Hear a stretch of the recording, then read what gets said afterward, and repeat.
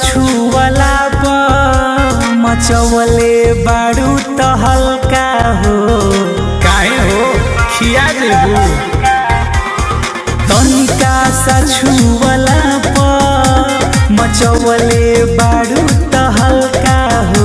बारू हरियाणा के हीरोइन, बारू हरियाणा के हीरोइन, भारी पड़ जाई बोल के बोलल का हो।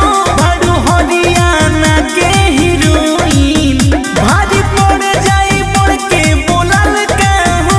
बारू हरियाणा के हीरोइन।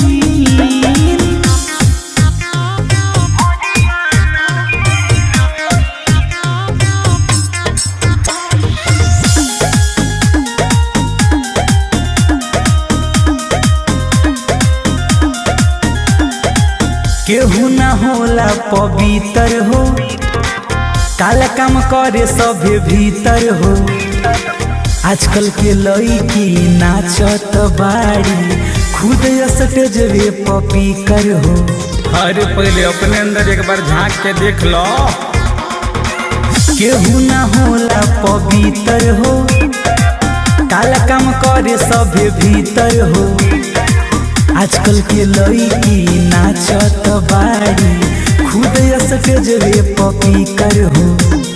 चढ़ी जईबू जदी नजरी पर, छोड़ देबू पीछे पड़ल का हो। बारू हरियाणा के हीरोइन, बारू हरियाणा के हीरोइन, भारी पड़ जाए बोल के बोलल का हो। बारू हरियाणा के हीरोइन, भारी पड़ जाए बोल के बोलल का हो।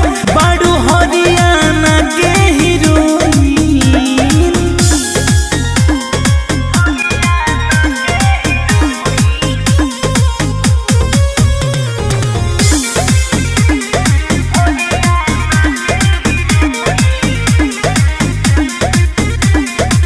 कहतानी बात साचे हो, बारू तू लैकी अभी काचे हो।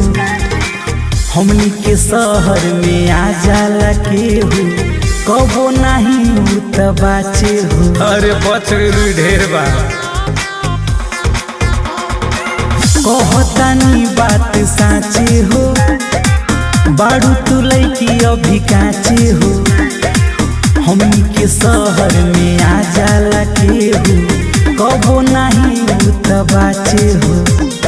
याद रही मन प्रतीक के, जिंदगी भरला का हल्का